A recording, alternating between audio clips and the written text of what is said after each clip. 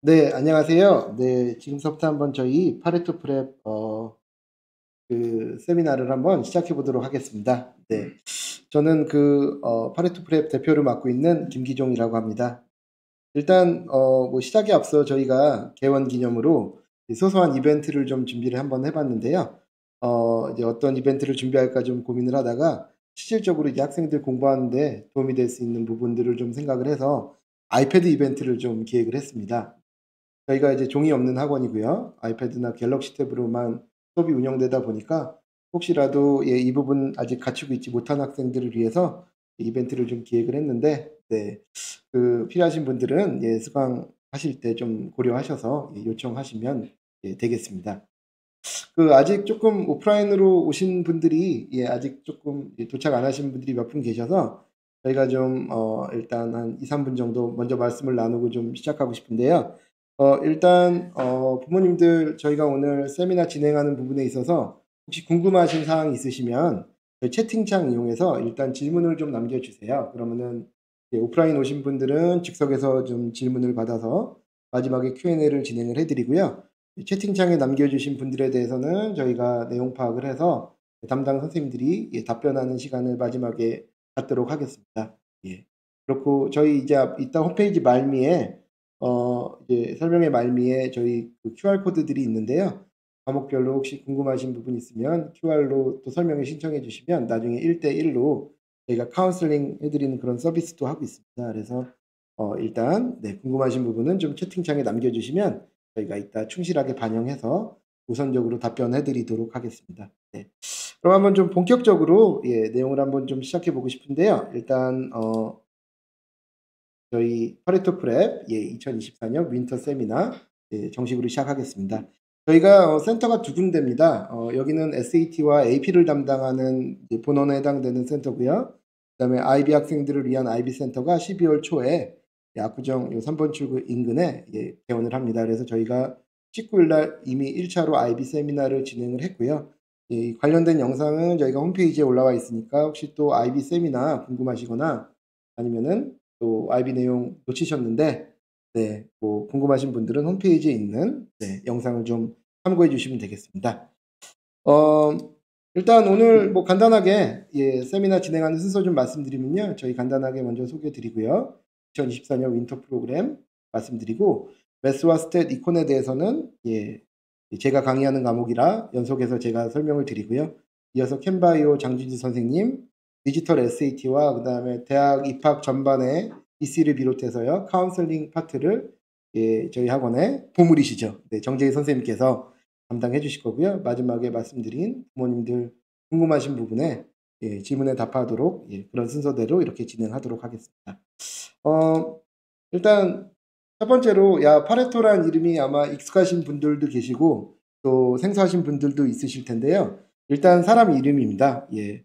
이 빌프레도 파레토라는 이탈리아의 경제학자이자 사회학자 이름을 따서 저희가 파레토 프랩이라는 이름을 지었는데요. 뭐 여러 가지 굉장히 유명한 티오리를 남겼지만 예, 가장 유명한 거는 20대 80의 법칙입니다. 어떤 사회든 조직이든 그룹이든 예, 20%가 나머지 80%의 운명을 좌우한다는 파레토 법칙이죠. 네. 저희도 그런 이 사회를 운명을 결정하는 80%의 운명을 결정하는 20%의 인재를 길러보자는 의미로 예, 파레토 프랩이라고 예, 이름을 명명을 했습니다. 예, 저희는 이제 그 슬로건이 이노베이티브 러닝이라는 슬로건으로 저희 학원을 예, 설립을 했는데요. 뭐 좀 사실 다소 거창하게 들릴 수도 있지만 저희가 기존에 있는 다른 압구정 학원들하고는 좀 여러 가지 면에서 좀 다른 방식으로 운영을 하려고 예, 여러 가지를 준비를 했습니다. 그래서 이노베이티브 러닝이라는 게 지금 당장 저희가 실현됐다기보다 저희가 지향점을 갖고 예, 가보겠다는 의미이고요.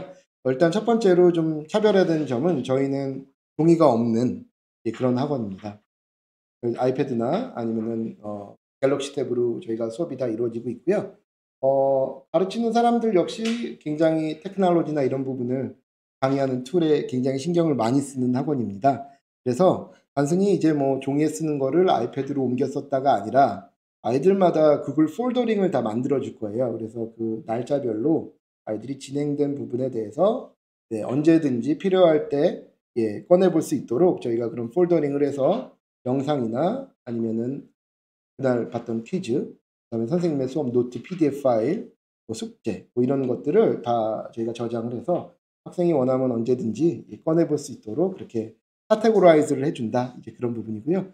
그걸 위해서 저희가 뭐 이 강의실 시스템도 오프라인에 계신 분들은 아시겠지만 뭐 모든 강의실에 그런 전자칠판, 쌍방향 소통이 가능합니다. 아이들이 질문이 있을 때 말로 하는 게 아니라 본인 아이패드에 있는 화면을 전자칠판에 띄워놓고 수업을 할 수 있고요. 앉아 계신 책상에도 전부 다 그 콘센트가 빌트인 돼 있습니다. 그래서 아이들이 뭐 이렇게 연장선을 쟁취하기 위해 싸워야 되는 그런 일이 없고요. 본인 앉은 자리에서 콘센트를 꽂으면 바로 아이패드 충전하면서 수업을 들을 수 있습니다. 그다음에 이제 저희가 좀 다른 학원하고 다른 부분은요. 저희는 퀴즈나 이런 부분까지 TA와 함께 강사가 직접 다 챙깁니다. 보통 수업 2시간을 하면 1시간 내외에서 수업 전 혹은 후에 퀴즈가 있기 마련인데요. 그런 퀴즈들을 TA가 혼자 진행하는 게 아니라 강사가 같이 진행을 해서 그날의 아이들 이해도를 좀 꼼꼼하게 체크하도록 하겠고요. 그 다음에 어머님들 배고프면 아이들 공부 못합니다. 그래서 간식 사주시느라고 고생들 많으실 텐데 저희 학원은 그러실 필요가 없습니다. 저희 스낵바가 있어서요. 아이들 뭐 간단한 다과와 커피, 아주 배고플 때 집중력이 저하될 때 잠깐 리프레시하고 다시 공부할 수 있도록 이런 스낵바까지 저희가 세심하게 챙겨놨습니다. 네. 자, 그렇고요. 그다음에 이제 뭐 구글 클래스룸을 통해서 저희 학원에서 이제 배웠던 내용들이 학교에서 진행되는 동안 모든 자료는 다 그 기간에 맞춰서 뭐 1년이나 6개월 이상 자료 다 쉐어해 드리고요. 모든 수업은 다 녹화를 합니다. 그렇고요.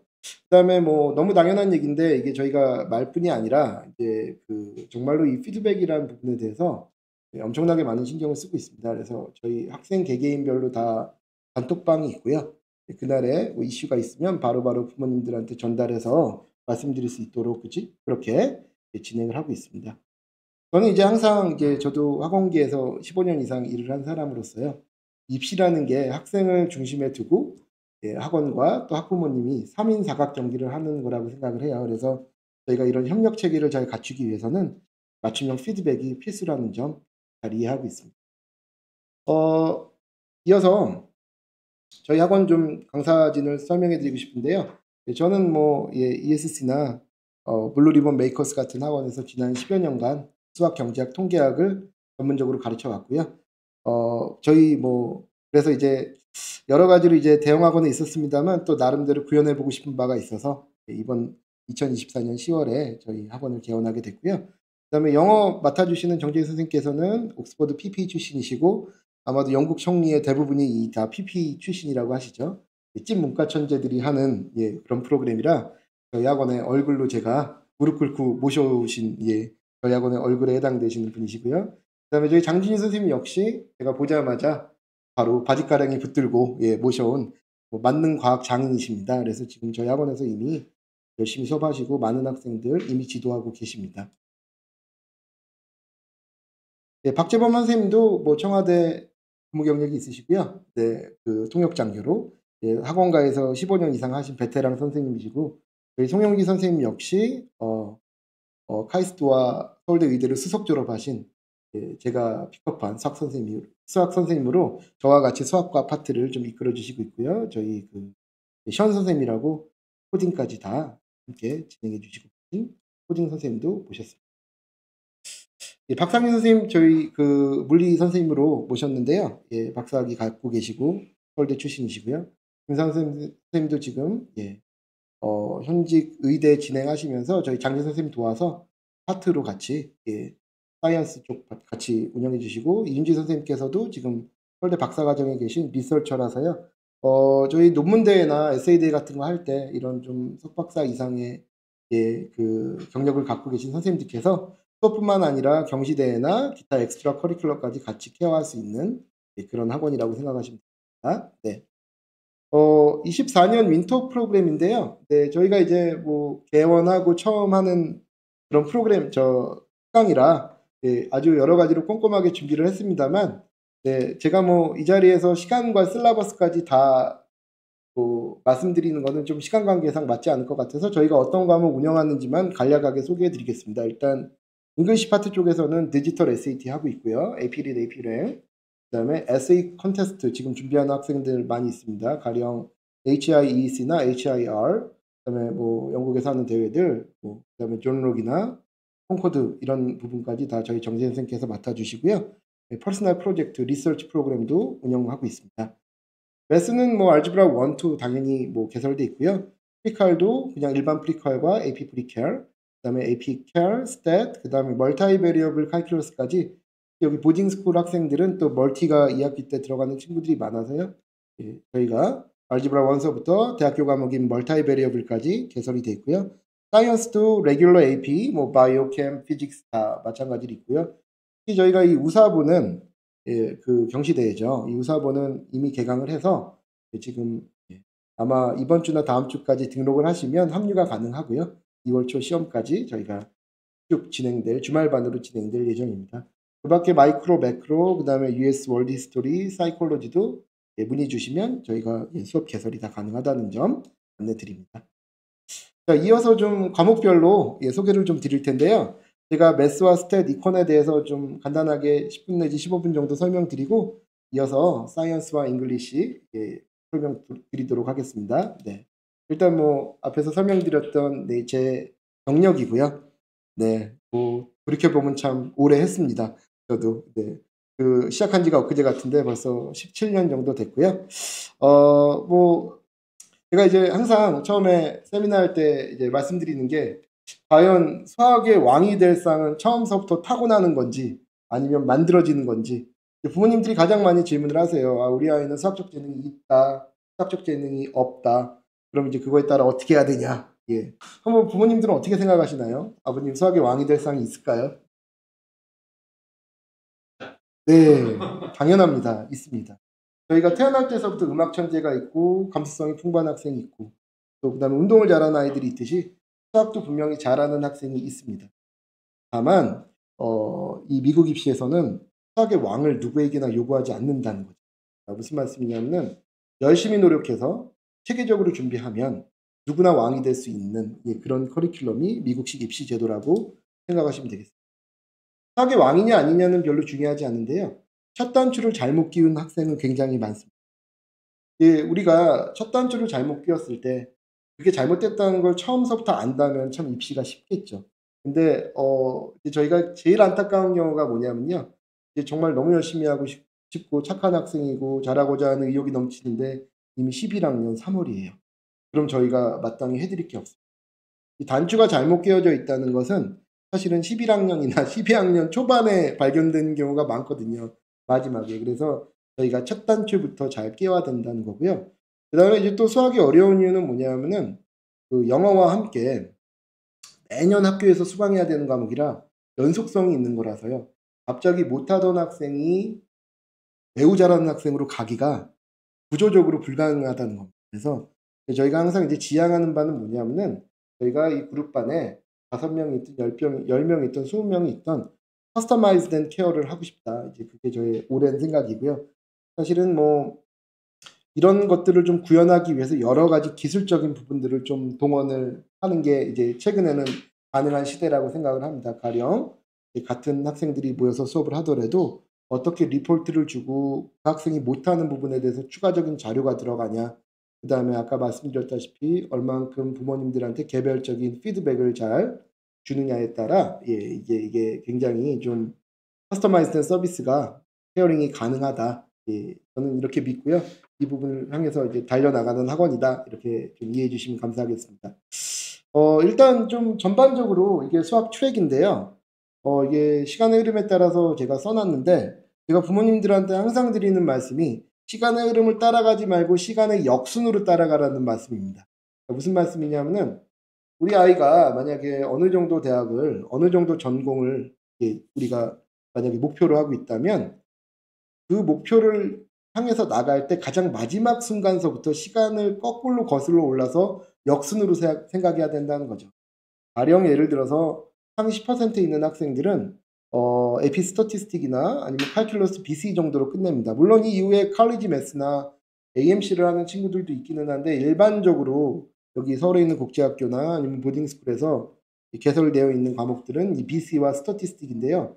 이걸 하기 위해서는 12학년인 원서 이런 게 들어가기 위해서는 10학년에 스탯, 11학년에 BC, 그 다음에 10학년에 AP 혹은 그냥 일반 프리칼이 무조건 들어가야 되겠죠.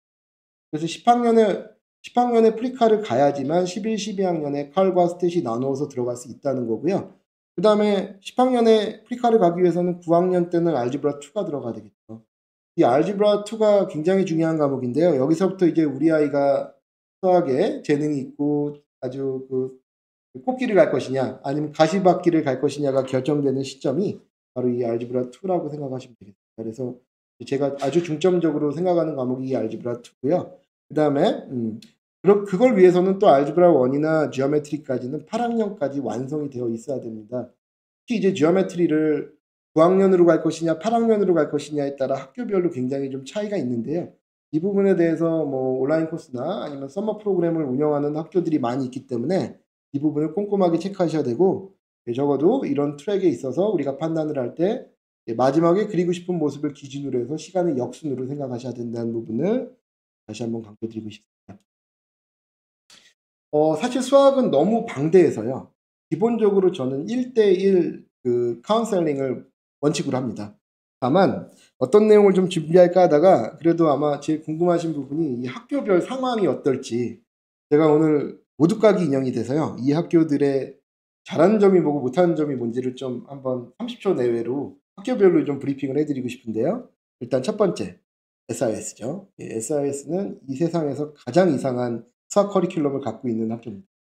너무너무 이상해서 이 셰익스피어가 다시 살아 돌아온다고 해도 이 SIS 수학 커리큘럼의 이상한 점을 다 일일이 열거하지 못할, 언어로는 표현하지 못할 이상한 프로그램입니다. 일단은 능력별 수업이라는 게 없고요. 9학년 지오메트리, 10학년 알지브라 2, 11학년 프리칼, 그 다음에 12학년에 잘하는 학생은 BC, 조금 못하는 학생은 AB, 더 못하는 학생은 STAT 이렇게 끝나게 돼서요. 사실은 수학에 관해서는 정말 노답인 학교 중에 하나이고요. 따라서 이제 중요한 건 뭐냐면 각자 도생입니다. 네, 그래서 SIS 부모님들은 수학에 관해서 학교에 더 이상 기대하는 게 없으시고요. 각자 알아서 준비하는데, 네, 그래서 이제 특히 SIS 학생들은 좀 저희의 전문적인 뭐랄까요, 카운슬링이 좀 필요한 학교고요. YISS는 제가 좋아하는 학교 중에 하나입니다. 전반적으로 운영을 잘하는 학교 중에 하나였는데, 이 학교도 문제가 없진 않아요. 그러니까 뭐냐면은 알지브라 2를 너무 쉽게 나가고 프리칼큘러스는 조금 다른 학교에 비해 너무 어렵게 나가서 냉탕과 온탕을 반복하다 AP가 되면 이제 무너지기 시작하죠. AP 칼과 AP 스탯은 새로 오신 그 남자 선생님이 약간 좀 뭐랄까요, 인간의 온기가 느껴지지 않는 그런 분이시라서요. 아이들이 고생을 많이 하고 있습니다. 그 수업 시간에 나 이거 사실 잘 몰라, 혹시 답을 아는 사람 손 들어 볼래? 이런 분이시고요. 그 다음에 별로 감정이 없으셔서 애들이 좀 많이 힘들어하고요. SFS와 체드익은 좀 묶어서 설명을 드릴게요. 왜냐면 이 두 학교는 정말 쌍둥이 상황입니다. 둘 다 IB 학교고, 하지만 둘 다 90학년 학교, 커리큘럼은 MIP 학교인데요. 이 MIP라는 프로그램에 대한 이해를 좀 하셔야 되는데, 학교 마음대로 해. 니네 학교가 판단을 해서 IB를 하기 위해서 필요한 과정을 9학년, 10학년 너네 나름대로 한번 잘 운영해봐. 근데 정말 운영을 잘하면 너무 좋겠죠. 하지만 선생님들이 굉장히 루즈하게 운영하시고요. 그 다음에 다른 학교에 비해서 최소 커리큘럼이 보딩스쿨 기준으로는 2년 정도 커리큘럼이 늦는다고 생각하시면 돼서요.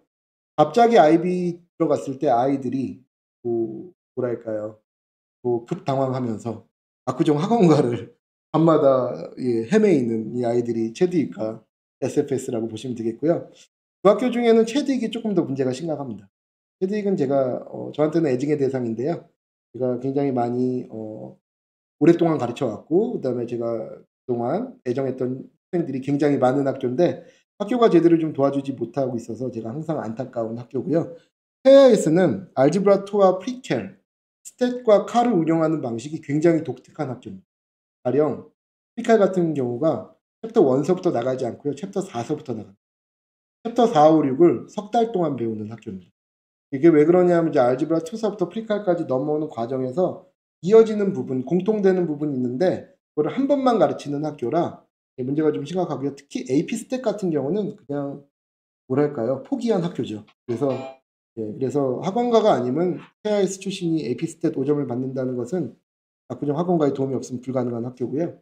날트는 제 생각에는 AP 쪽 이런 커리큘럼이 제대로 돼 있는 학교 중에 하나인데, 특히 또 피칼이 AP로 승격이 된 학교 중에 하나라 아이들이 조금 준비하기가 좀 뭐랄까요, 좀 수월한 학교 중에 하나고, 작년에는 칼이 굉장히 문제가 많았는데 올해는 저희가 GPA 반 운영하면서 체크를 해보니 비교적 작년보다 운영이 잘 돼 있고, 다만 이제 스탯이 틀린 문제를 자꾸 시험으로 출제하시는 선생님이 있으셔서 아이들이 굉장히 힘든 학교 중에 하나입니다. 이 세인폴 같은 경우는 이제 저희가 비인가 학교 중에 그래도 대표적인 학교라 한번 넣어봤는데요. 보니왕 선생님, 네, 반성하셔야 됩니다. 네, 그 보니왕 선생님이 이제 모든 것을 약간 좀 말아먹으신 그런 케이스라 에피스탯, 에피케어 이런 부분은 학원과 도움 없이는 조금 쉽지 않은 학교입니다. 네. 자, 그렇고요. 네. 그다음에 에피스코어 디스트리뷰션을 좀 보여드리면요. 일단 수학은 굉장히 점수를 좀 잘 주는 과목 중에 하나입니다. 일단 수학 쪽에서는 AB가 21%, BC가 48%인데요. BC가 그러면은 응시생이 반이 5점을 받냐? 맞습니다. 응시생이 반이 5점을 받는 그런 과목인데요. 이따 보겠지만 이 BC는 응시생 자체가 1년에 13만 명대밖에 없습니다.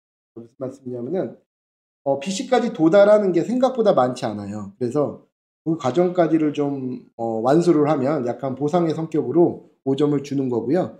BC 시험은 이제 AB 스코어가 같이 서브 스코어로 나오기 때문에 두 과목으로 인정받지 못하지만 그래도 일단 뭐 원서에는 BC 점수와 서브 스코어인 AB가 같이 들어간다. 그렇고요.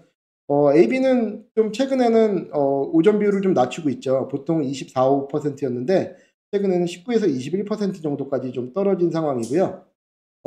PQL 같은 경우는 작년에 25년 5월에 처음 시행이 됐는데 26% 5점이니까 상당히 5점 비율이 높은 과목이고, 이 세 과목은 공이 뭐 비율이 이렇더라도 저랑 공부한 학생의 99%는 5점을 받는 과목이다. 예, 그래서 저희 학원 보내주시면 이 과목은 확실하다. 예, 마지막으로 이제 스탯인데요. 이 스탯은 18%. 재작년까지만 해도 13%였습니다. 근데 최근에는 이 AP가 과목들 간에 너무 불균형이 좀 심해서 이 오점 비율을 좀 다시 재조정하는 단계에 있는데요.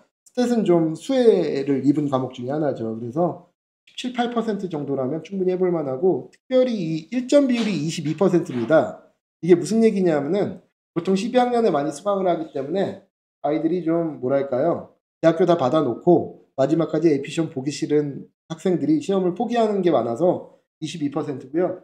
따라서 이게 18%보다는 실질적으로는 높다고 생각하시면 되고, 대학생들 중에는 70% 이상의 5점이 나옵니다. 그리고 에피칼과 뭐 프리케어 이런 걸 잘 가르치는 선생님은 정말 본인이 1등이라고 생각하시는 분들 정말 많을 텐데요. 뭐 저는 제가 1등이라고 생각합니다만, 스태티스틱은 제가 무조건 1등이라고 생각합니다. 네, 그래서 스탯을 같이 공부하고 싶은 학생들은 저희 파레토 프랩만이 답이다. 제가 감히 그렇게 말씀드릴 수 있고요. 제가 작년에도 최다 수강생, 최다 5점 그렇게 기록한 강사라고 기억해 주시면 감사하겠습니다. 저희는 뭐 VOD를 특강 기간에만 뭐 이렇게 반복적으로 리뷰할 수 있도록 해주는 학원들이 대부분이고, 이 부분은 상당히 좀 인색한데요. 저희는 1년 동안, 그러니까 저희 수업을 들은 그 학생이 그 수업을 학교에서 듣는 기간 동안에는 무조건 모든 자료와 모든 VOD, 모든 퀴즈와 숙제 다시 해서 풀어볼 수 있도록 오픈하고 있습니다. 이게 아이들이 굉장히 저한테 만족하는 부분이고요. 실제로 여름방학 때 수업을 듣고 학기 시작하면서 시작할 때마다 한 번씩 들었더니 정말 A 플러스가 나왔다는 문자가 어제만 해도 왔었습니다. 보스턴에서 유학하는 학생인데요. 모든 것이 선생님 덕이라고 해서 아니야, 열심히 한 모든 것이 네 덕이야, 그렇게 답장을 해줬는데요. 어쨌든 저희가 1년 동안 무한 제공해드리고요. 제가 다른 수학 선생님하고 다른 부분은 이겁니다. 뭐냐, 저희는 숙제를 온라인으로 합니다. 지금 시험이 다 온라인으로 바뀌고 있어요. 내년이면 AP 시험도 온라인으로 바뀝니다. 그래서 아이들이 종이를 놓고 하는 것도 되게 중요한데 온라인으로 문제를 풀 수 있는 능력도 되게 중요합니다. 그래서 저희는 온라인 홈워크 시스템인데요. 이 온라인으로 했을 때 장점이 있죠. 뭐가 장점이 있냐? 내가 틀린 유형에 대해서 무한 반복, 무한 연습이 가능하다는 점이고요.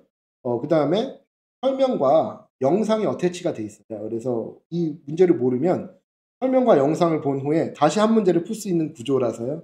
이것은 이제 종이로 숙제를 낼 때는 이제 불가능하죠. 그러면 이제 손으로 못 써보지 않냐? 아닙니다. 이 안에서 손으로 쓰면서 풀 수 있는 그런 스크래치 페이퍼 기능이 있어서요.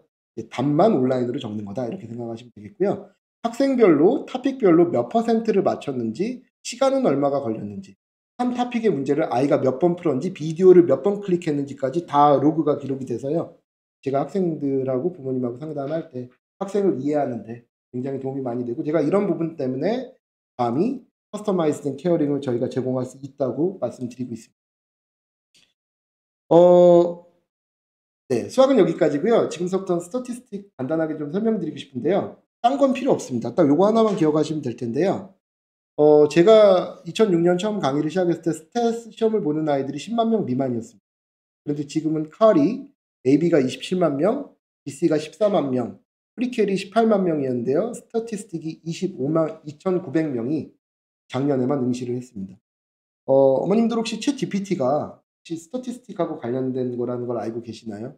혹시 우리 시가총액 1등서부터 10등까지 중에 데이터 기업이 몇 개인지 혹시 아시나요? 그러니까 뭐냐면 우리가 수학이 현실의 문제를 풀 수 있다고 할 때 지금까지는 칼큘러스가 그 많은 부분을 담당했지만 지금서부터는 스태티스틱이 대세인 그런 시대죠. 버스 노선 하나를 만들어도 빅데이터를 이용해서 휴대전화 시그널을 이용해서 사람들이 어디에 많이 모여 있는지 그 다음에 구매 영수 증에 나와 있는 그 데이터만 모아도 이 사람이 몇 살에 성별은 뭐고 어떤 상황에 처해져 있는지를 다 분석해서 마케팅을 하는 그런 시대입니다. 그래서 지금은 빅데이터 시대고요. AI의 시대인데 이런 AI 기반이 스태티스틱.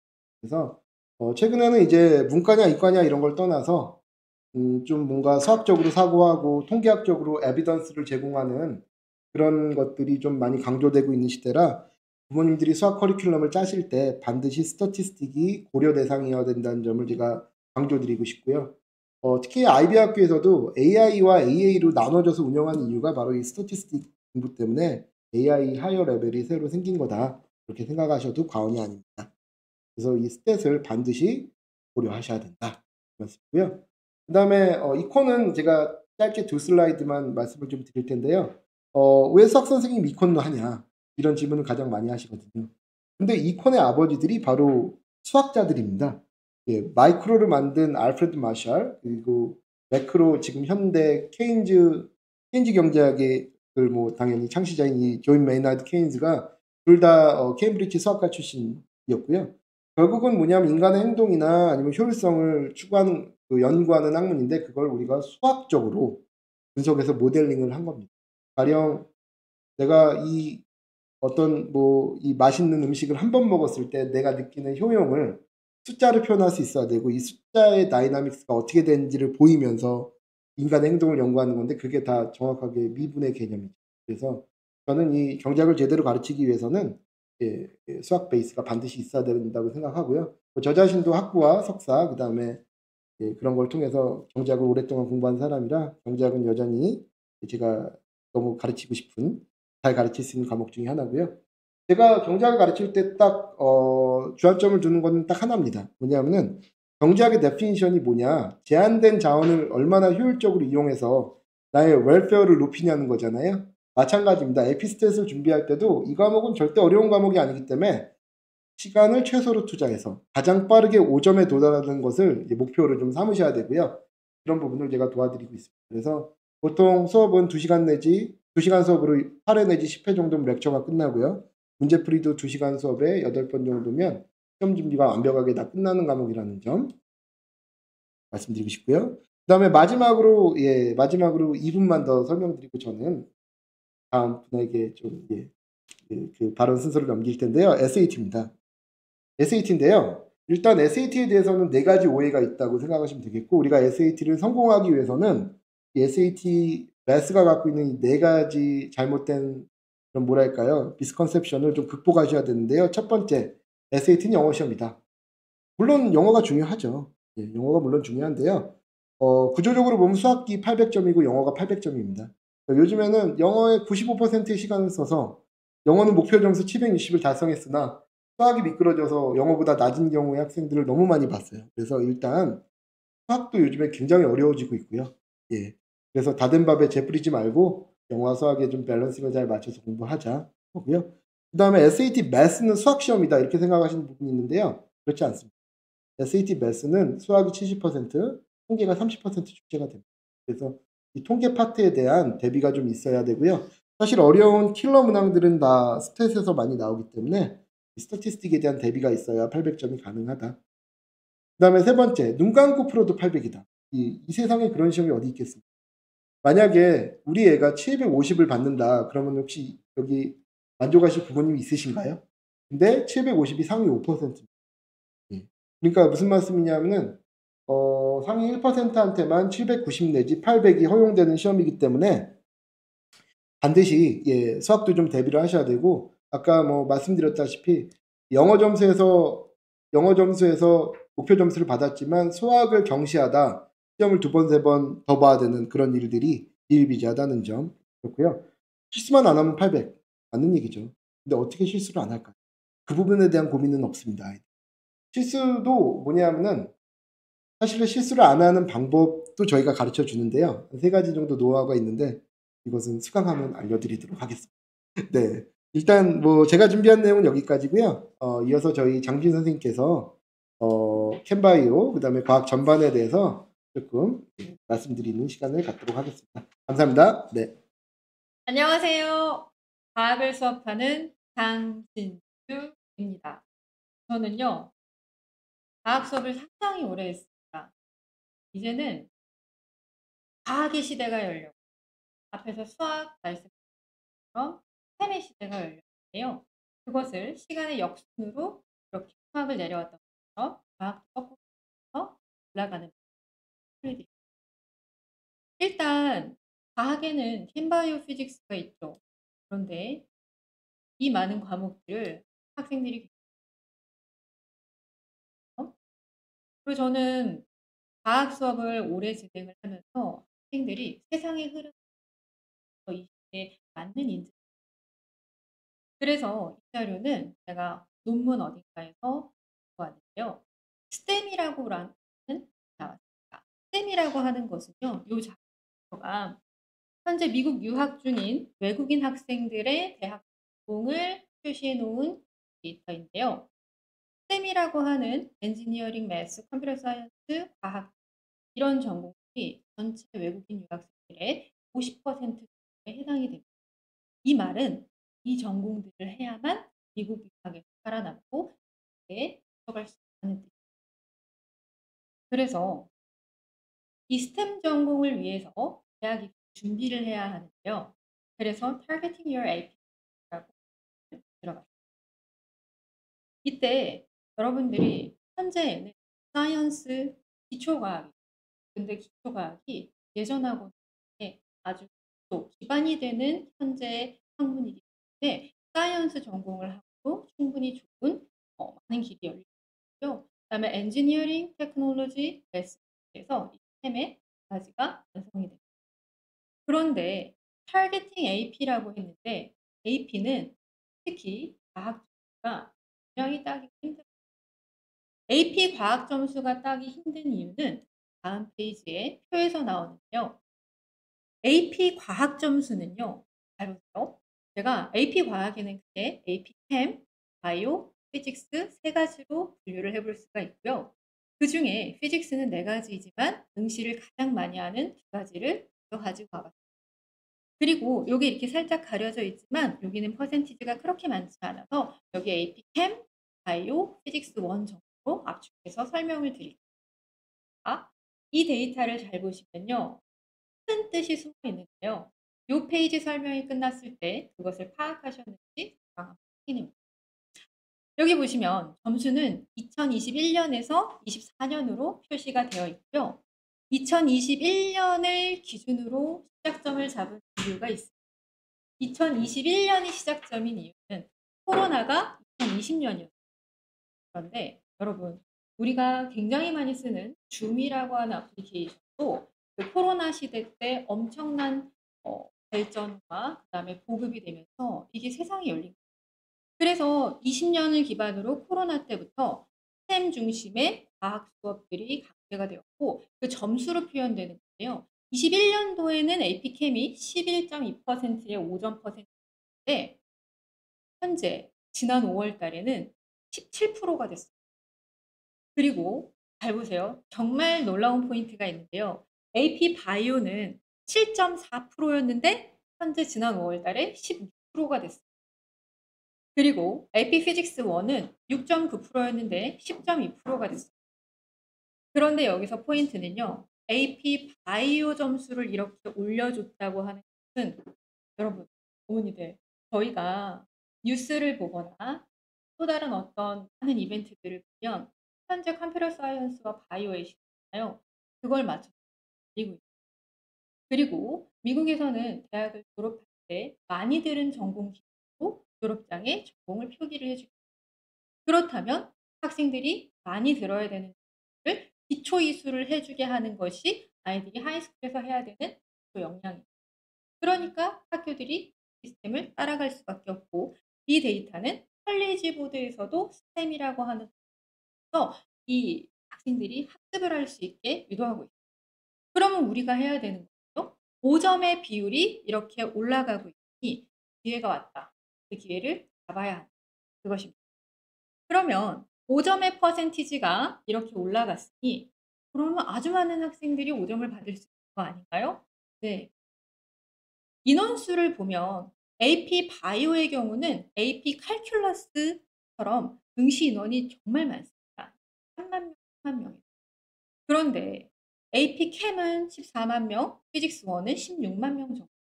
이 숫자들은요, 물론 AP 칼큘러스만큼은 아니지만 엄청나게 많습니다.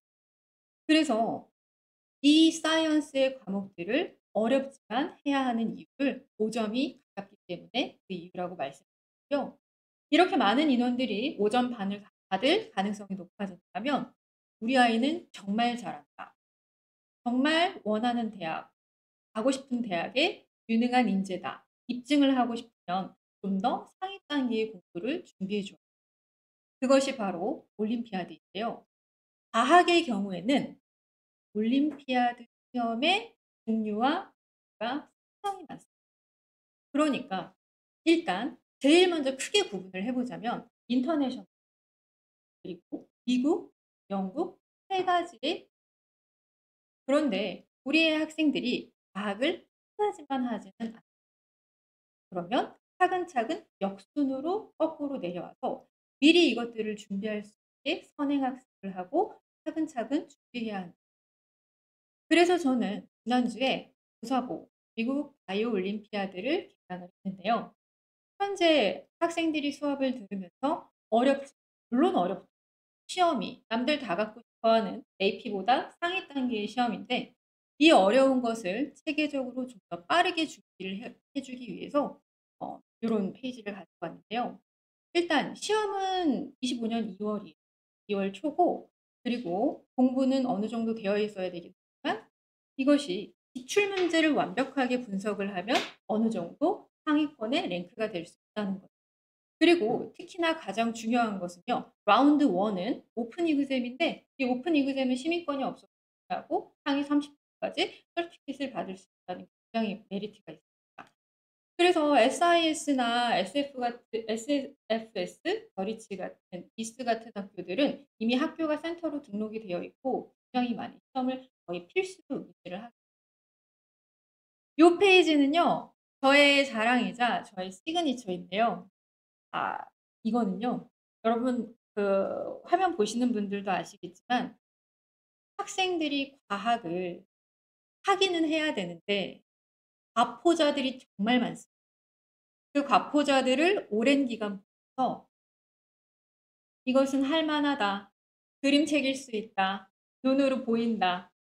자, 그럼 어떻게 볼까? 라고 하면서 저는 굉장히 오랜 시간 동안 텍스트북을 샅샅이 열어보면서 기출문제와 싱크를 완벽하게 맞췄어요. 그 기출문제와 싱크를 맞출 수 있는 것은 수업을 다년간 해본 전문가 그리고 교재 작업에 엄청난 노력을 하고 있는 그런 전문가만이 할 수 있어요. 사실요. 여기에 있는 그 교재들의 흐름을 보시면 부모님들도 한눈에 보이실 텐데요. 요 페이지에 보이는 요 요약과 그다음에 오른쪽에 있는 빈칸 문제, 매칭 문제를 보면 개념을 확인하는 이렇게 해서 한 단계를 개념을 그리고 기출로 바로 들어가서 기출과 개념의 싱크를 한번 맞춘다. 우리의 아이들은 시간을 살 수 없고 시간보다 더 귀한 것은 존재하지 않을 것 같습니다. 그러면 그 시간을 아낄 수 있는 전략으로 제가 제시하는 기출 문제들을 완벽하게 분석한 특히나 AP 과정의 경우는 MCQ와 FRQ를 완전히 분리를 해서 그것들을 현재 오픈되어 있는 또는 구할 수 있는 약 20년치의 자료를 가지고 아이들이 한눈에 볼 수 있게 하는 거예요. 그래서 이렇게 표시를 해놨습니다. 여기 보면은 37회 출제라고 되어 있는데요. 이 내용은 AP 바이오 중에서도 악명 높기로 유명한 어려운 내용이에요. 에스모 학교, SIS는 바로 며칠 전에 이 내용의 유닛 테스트를 그리고 뿐만 아니라 요 파트가 거의 AP 바이오의 5점을 결정한다고 해도 과언이 아닙니다. 물론 AP 캠 모든 과목도 마찬가지지만 필러에 해당하는 그래서 이런 그림들을 보면 전체에 나오는 내용을 해주고 그 다음에 이렇게 FRQ도 비슷한 것들끼리 같이 살펴볼 수가 있는데요. 저희 학생들이 그렇습니다. 학생들이 이제 그래요. 마지막에 AP가 5월 시험이잖아요. 네, AP가 5월 시험인데 3월 달에 기출 문제를 거의 본 적이 없이 그런데 여러분들 아시잖아요. 네. AP는 학교 내신이 AP 클래스룸에서도 선생님들이 하시고 그리고 기출 문제도 봐야 되고 그리고 분명히 최상위권 학생이 되려면 분명히 존재하는 모든 자료를 보고 가야만 하는 것이 현실이죠.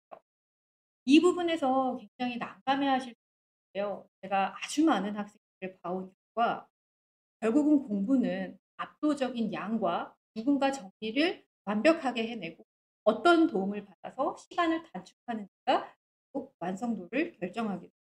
상향 평준화를 해야 한다는.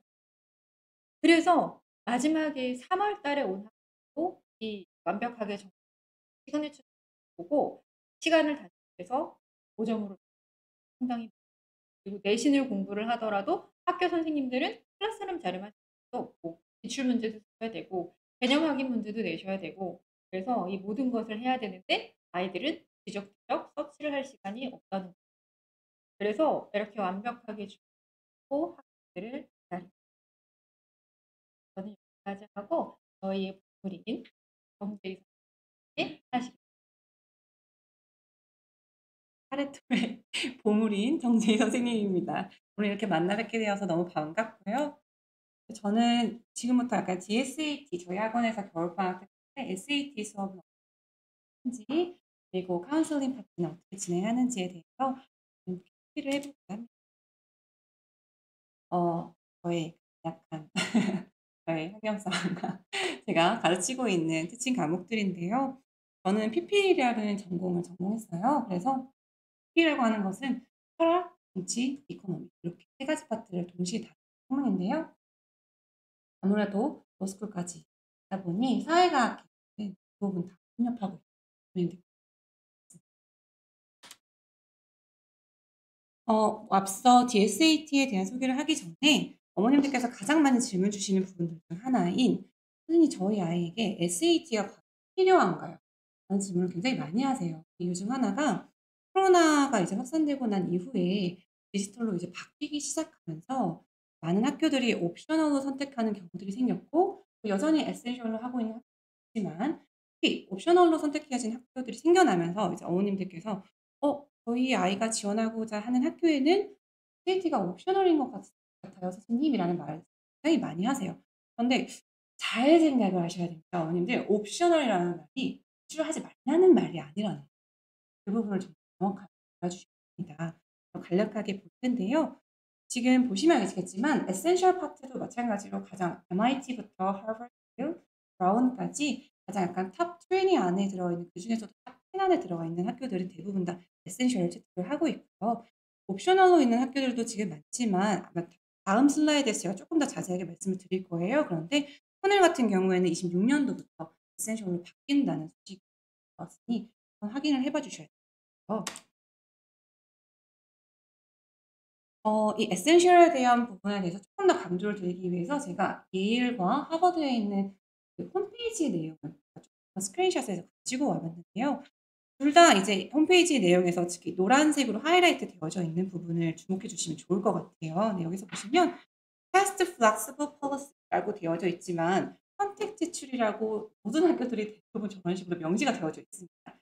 하지만 문제는 이 옵셔널로 제출하는 것에 대해서는 제한을 두지 않는다는 점. 이 친구들이 지원을 하거나 하는 친구들이 있어서 물론 IB, AP 과정의 학교에서 추가 선택을 해서 각각에 있는 GPA들을 제공을 하지만 SAT, ACT 과목도 마찬가지로 제출을 할 수 있는 것이고요. 그리고 SAT, ACT가 없을 경우에 AP, IB, A레벨 제출이 가능하다는 것처럼 하버드처럼 저렇게 규정이 되어져 있는 경우도 있고요. 그리고 내년도에 지원을 하는 친구들, 그리고 26년도, 7년도에 지원하는 친구들은 특히나 탑 10에 있는 유니버시티 경우에는 표준화 시험을 점점 제출하는 주 의무화를 갖도록 하시고 있다는 점 주목을 해주셔야 될 것 같아요. 아마 지금 슬라이드에 보여지고 있는 이 표가 조금 다소 생소하실 수 있을 만한 표일 것 같습니다.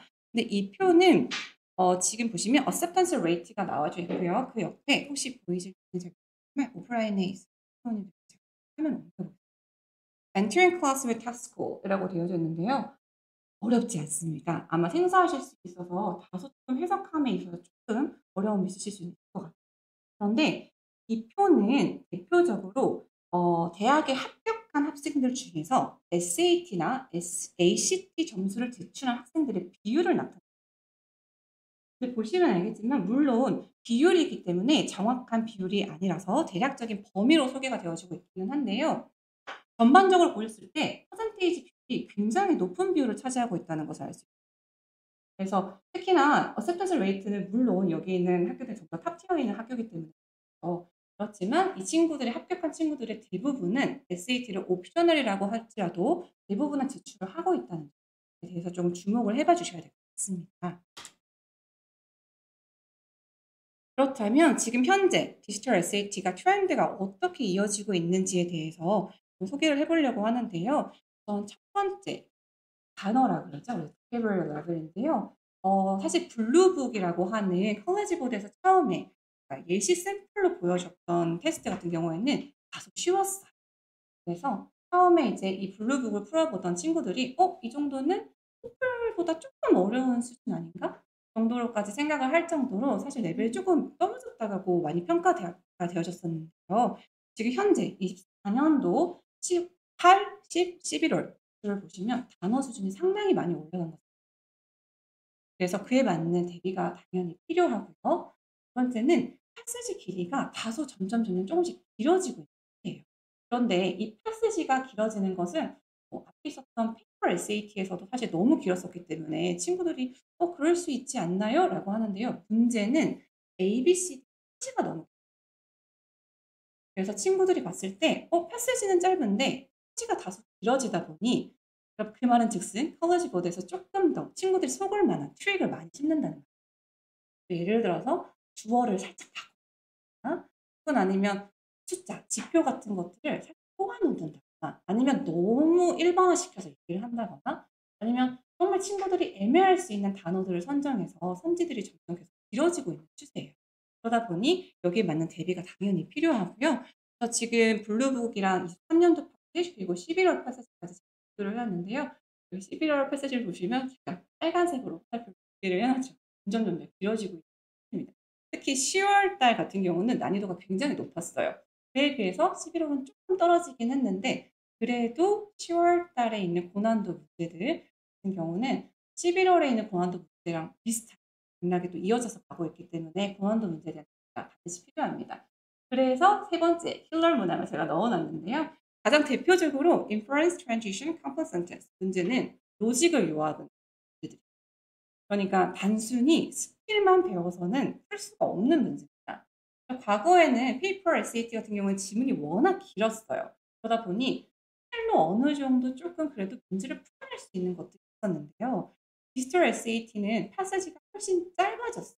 그렇다 보니 이 컬리지 보드에서도 출제자들이 각각의 문장들에 다 펑션, 기능을 넣어놓고 이 문장의 기능을 과연 정확하게 파악하는지 그 문제를 평가하는 게 이 세 가지 유형이라고 보면 될 것 같고요.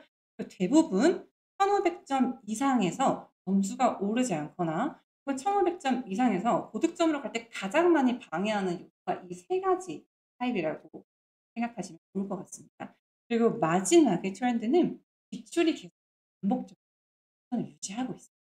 그래서 이번 11월에도 앞서 있었던 8월, 10월에 있었던 아시아 버전 그리고 인터내셔널 버전을 쓰던 문제가 11월에 조금만 되기도 했고요.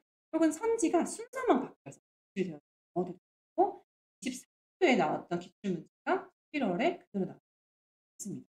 근데 이게 좀 랜덤리하기는 한데요. 문제가 정말 똑같이 나오는 경우고요. 혹은 아니면 서브젝트 주어만 살짝 바꿔서 나오는 경우도 있는데 패턴이 정말 동일해요. 그래서 그 지문을 꼼꼼하게 분석한 친구들 같은 경우에는 바꿔서 나와도 바로바로 응용이 가능하겠죠.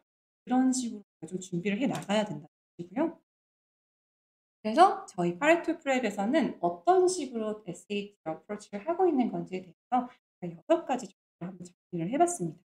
우선 첫 번째, 단어인데요. 이 부분은 제가 정말 자신 있게 말할 수 있습니다. 최근 23년도, 24년도에 나왔던 기출에 있었던 단어는 모두 다 제작 단어장에 담았고요. 그 중에서도 고난도 단어들 중에서 동의어, 아니어들까지 모두 다 담겨져 있습니다. 그리고 단어 같은 경우에는 기본적으로 친구들이 계속해서 반복적으로 모바일을 통해서도 볼 수 있는 퀴즈레스로도 제공이 되어질 예정이고요. 두 번째는 그냥 단순하게 예전처럼 단어, 뜻 이런 식으로 외워서는 SAT에서 적용할 수가 이제 없습니다. 컨텍스트를 반영을 해야 돼요. 그렇기 때문에 단어 시험 또한 마찬가지로 디지털 SAT에서 요구하는 그 패턴에 맞추어서 시험을 보게 될 예정이고요. 모든 것은 다 기대야 저희 퀴즈에 반영이 되어질 예정입니다. 두 번째는 그래머 파트인데요. 저는 사실 그래머 파트를 길게 끌고 가는 것에 대해서는 조금 회의적으로 생각을 하고 있습니다. 왜냐면 상대적으로 리딩이 훨씬 더 어렵기 때문에 그래머 파트는 단기간에 최대한 컴포넌트하게 끝내야 된다고 생각을 하고요. 다만 친구들이 조금 더 어렵게 생각하는 유형에 대해서만 반복적으로 좀 연습을 한다거나 조금 제가 이제 제작한 교재들 중에서 조금 그래머 파트 중에서는 어려운 유형들이 있어요. 그런 것들만 살짝 함정에 빠지지 않도록만 주의하시면 될 것 같고요. 세 번째는 로직 앤 패턴 조율인데요. 이 파트가 이제 어머님들이 가장 많이 물어보세요. 선생님 스킬을 알려주실까요? 아니면 뭐 어떤 패턴이 팁이 있나요? 저는 사실 물론 폼이라는 게 있죠. 패턴이라는 게 있습니다. 그 패턴이라는 말은 패세지의 패턴이에요. 사실 SAT에서는 나오는 패턴들이 좀 정해져 있습니다. 그 패턴들을 친구들이 좀 더 알면 접근하기 좀 수월하겠죠. 로직을 파악하기에. 그런데 저는 그보다도 조금 더 생각이 더 많이 주안을 두고 있는 부분은 과연 이 친구들이 패세지를 이해하는 로직이 똑바로 잡혀 있는가예요. 왜냐면 생각보다 1500점이 넘는 친구들도 티칭을 하다 보면 로직이 굉장히 이상하게 흘러가는 친구들이 있습니다. 근데 그런 친구들은 다음번에 서브젝트가 조금만 바뀌어도 틀려요. 그게 문제는 정말 많이 풀었는데 고난도 문제에서 해결이 안 돼요. 라고 하는 친구들이 공통적으로 가지고 있는 문제점. 그래서 그 로직을 풀어주는 수업들이 개념 수업에 들어가 있고요. 그리고 question type practice 같은 경우에는 제가 history 따로 예를 들어서 science에서도 biology 파트 혹은 아니면 우주학 파트 이렇게 따로 세분화를 다 시켜놨고요. 또 컬러지 보드에서 나눠져 있는 타입에 따라서 모든 문제들을 다 유형화시켜 놓아 있는 practice도 있습니다. 그 부분을 통해서 그 부분의 문제들의 대부분 80%는 기출이고요. 기출에서 변형이 되어져서 만들어진 문제들이기 때문에 예를 들어서 시중에 있는 좀 동떨어진 문제, 퀄리티가 좀 낮은 문제들은 전혀 포함되어 있지 않다고 생각해요. 그리고 마지막 다음 거는 DSAT Prepper Practice인데요. 저희 파레토 프랩에서는 커가지고도 실제 환경과 동일한 환경이 구성되어져 있는 플랫폼을 학생들에게 제공하고 있고 테스팅 방식을 하고 있어요. 가령 예를 들어서 디자인은 굉장히 화려하지만 컬러지 보드와는 좀 약간 동떨어진 디자인이라든지 UI, UX가 있는 경우도 되게 많은데요. 근데 그것보다는 시험장에 갔을 때도 동일한 화면 구성을 보고 연습이 되어질 수 있도록 하는 플랫폼을 만들었기 때문에 친구들이 약간 적응량이 더 좋을 것 같고요. 또 특전에 특히 약한 친구 경우에는 또 학원에서 충분히 연습을 해볼 수 있기 때문에 좋을 것 같습니다. 그리고 마지막에 있는 hard type practice는 이 부분은 저의 자랑입니다. 네. 이 부분은 제가 특히 제가 로스쿨을 준비하면서 LSAT이라는 시험을 좀 봤었어요. 근데 이 LSAT이라는 시험이 로직에 가장 특화되어 있는 시험입니다. 그래서 처음부터 끝까지 다 로직으로만 풀어야 되는 문제예요. 그렇기 때문에 로직에 대해서는 일단 너무너무 강점이라고 생각을 하고 있고요. 그리고 그런 LSAT에 있는 문제들 중에서 특히나 커머니티 무대에서 DSAT 가장 좀 유력하게 필요한 패턴의 문제들이 그런 것들은 제가 컬리지 보드에 맞게끔 또 선지를 바꿔서 구성을 해서 하드타임 문제를 넣어놨고요. 또 기존에 있었던 기출되어졌던 쉬운 문제들도 선지를 좀 살짝 어렵게 바꿔놓은 사이트에서 친구들이 좀 더 1520 정도부터 좀 더 하이티어에 있는 학교들을 원하는 학부모님들이 있어서 그래서 무조건 1500을 보고 싶습니다. 근데 그런 친구들 같은 경우는 대부분 저는 고난도 문제에서 막히기 때문에 대부분 따로 준비를 했고요. 그런 문제들 같은 경우에는 제한 없이 또 수강하는 친구들에게 제공되어질 예정이니까요. 눈여겨서 좋을 것 같아요. 이것은 저희 교재입니다. 교재이고요. 보시면 알겠지만 라이팅이랑 랭귀지 파트와 그리고 약간 에센셜 보카브러리 파트 나눠져 있고요. 그리고 마지막에 리딩 파트로 나눠져 있는데요. 이것뿐만이 아니라 유형별 교재가 또 따로 있을 예정이에요. 그래서 네 가지, 4권 정도로 구성되어 있고요. 다 제공되어질 예정입니다. 이건 실제 저희 플랫폼이에요. 그래서 이렇게 보면 이렇게 친구들이 선택한 답안들이 나오고 그다음에 실제 화면입니다. 시험을 보는 화면이고요. 실제 어머님들이 컬리지보드에서 선생님 제가 시험을 보지 않아서 어떻게 화면이 구성되나요? 이렇게 구성된다고 보시면 됩니다. 거의 흡사, 싱크로율이 거의 100%에 유사하죠. 다음은 저희 플랫폼에서 어떤 식으로 이제 레포트가 나가는지인데요. 보시면 알겠지만 그래프 형식으로 학생들의 성적 변화의 추이를 볼 수 있고요.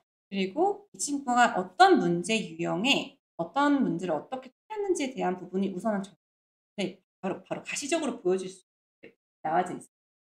그리고 여기에 하나 더 더하자면 이제 오답 유형들 같은 경우에는 보통 이제 다른 학원들 같은 경우에서는 플랫폼 안에서만 다시 풀어볼 수 있게끔 하는 시스템인데요. 저는 오답 노트를 너무 중요시하는 타입이기 때문에 그 오답 노트를 하지 않으면 늘지 않는다고 생각하는 타입이에요. 그렇기 때문에 제가 이제 이번에 저희가 되어져 있는 부분 중 하나는 오답 유형들 같은 경우는 레포트가 따로 나가게 돼요. 친구들이 그 유형만 따로 오답 노트를 할 수 있게끔 분석할 수 있게끔 하는 레포트가 따로 나가니까요. 생각해 보시면 좋을 것 같습니다. 네, 여기까지는 DSAT였고요. 다음은 저희 파이터 프랩에서 진행하고 있는 카운셀링 파트, 크게 3가지 파트로 나뉘어져 있는 부분에 대해서 좀 소개를 해드리고자 해요. 첫 번째는 엑스트라 커리큘러 매니지먼트이고요. 두 번째는 어드미션 카운셀링, 그리고 세 번째는 SA 컴페티션 부분이에요. 첫 번째인 엑스트라 커리큘러 매니지먼트와 세 번째인 SA 컴페티션 부분이 겹칠 수 있지 않나? 라고 생각하실 수 있는 학부모님들도 계실 것 같은데요. 에세이 컴페티션은 저희 학원의 정말 강점이자 특화되어 있는 카운셀링 파트라서 제가 따로 3번으로 뺐습니다. 엑스트라 커리큘러는 사실 요즘 입시 트렌드에서 어머님들께서 가장 난감하시고 어떻게 준비를 해야 하나, 왜 이게 이렇게까지 중요해졌나 라고 많이들 생각을 하세요. 그 이유 중에 하나가 아카데믹 인덱스가 줄어들었다고 과거에는 SAT가 서브젝트가 굉장히 많이 나뉘어져 있어서 이 학생을 학업적으로 점수평가할 수 있는 것들이 굉장히 많았어요.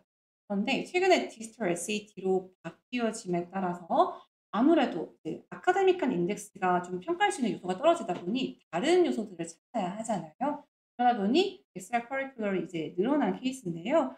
저희 파이터 프랩에서는 기본적인 컴퍼티션 카운셀링부터 예를 들어서 서비스 액티비티도 학교 안에서 하는 것과 외부에서 진행할 수 있는 것들 같은 것들을 프로젝트 형식으로도 진행할 수 있게끔 카운셀링 해드리고 있고요. 그리고 학교의 스쿨 클럽 액티비티다. 단순하게 클럽을 참여만 하면 안 됩니다. 그냥 가서 수업만 한다고 되는 것이 아니에요. 그래서 이 클럽도 약간 숏텀과 롱텀으로 좀 나누어서 계획을 할 필요가 있어요. 이것도 나누어서 어떤 식으로 이 학생의 메이저와 관련이 있고 부족한 부분을 좀 더 보완할 수 있는 부분이 무엇인지에 대해서 약간 카운셀링을 하는 것이고요. 그리고 non-school club activity가 아마 가장 궁금하실 것 같아요. 일단 이 문이과 제한이 없습니다. 제한이 없고요. STEM 계열부터 소셜 사이언스 계통에서 인문학까지 거의 대부분 다 연결되어져 있는 기관들도 있고요. 그리고 도움을 주실 수 있는 교수님들도 계시고요. 그래서 non-school club activity 같은 경우에는 지금 여기서 뭔가 일반화를 시키기는 좀 어려울 것 같아요. 하지만 부모님께서 레주메라든지 혹은 아니면 학생의 어떤 액티비티의 리스트라도 조금이라도 저희에게 이제 상담을 오실 때에 정리해서 와주시면 이 부분은 제가 조금 더 상세하게 방향을 알려드릴 수 있을 것 같아요. 그리고 마지막은 퍼스널 프로젝트인데요.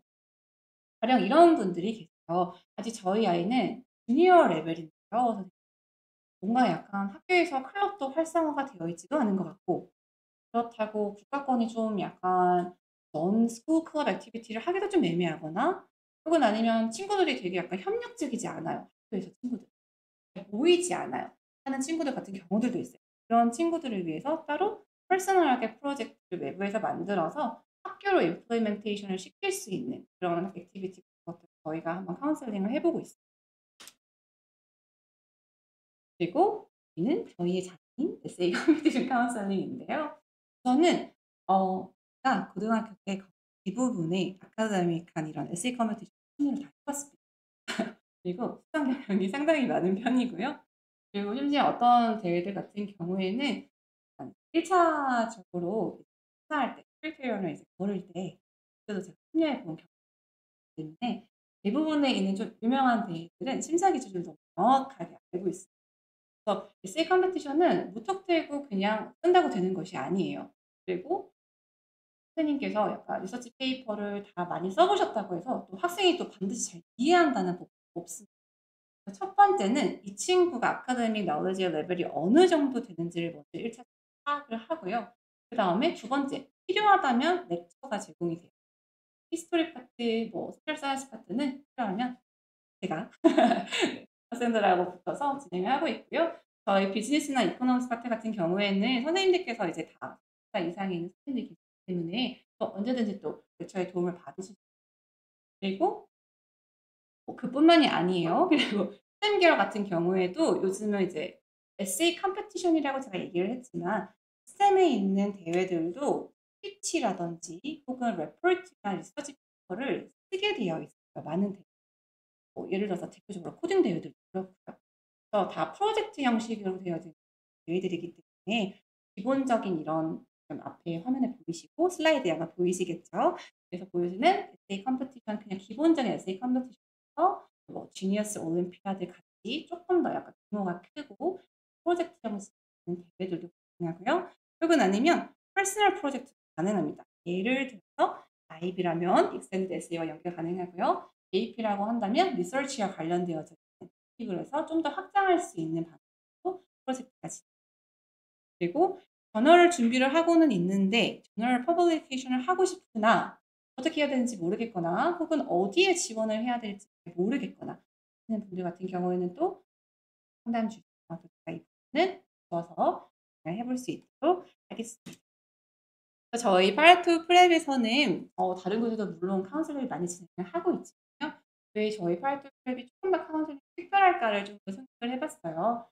그래서 첫 번째는 저는 저희 본원이 AP 센터이지만 아마도 여기가 다 있고요. 그러다 보니 선생님들께서 AP와 IB를 넘나드시는 양방향에 있는 국가 과정을 모두 협력하고 계신 분들이라서 지식이 굉장히 깊으십니다. 그래서 특히나 또 석박사 이상이시기 때문에 리서치에 특화되어 계시는 전문가가 지금 과목별로 배분되어 있어서 언제든지 협력이 가능하다는 장점이 있고요. 그리고 그렇기 때문에 문이과가 경쟁입니다. 예를 들어서 저 같은 경우도 PT를 전공을 했지만 마이너는 파이낸스였거든요. 네, 로우부터 히스토리까지 전반적인 고 또 우리 또 사업을 지도하시지만 렉처를 또 맡아 주시기도 하시고요.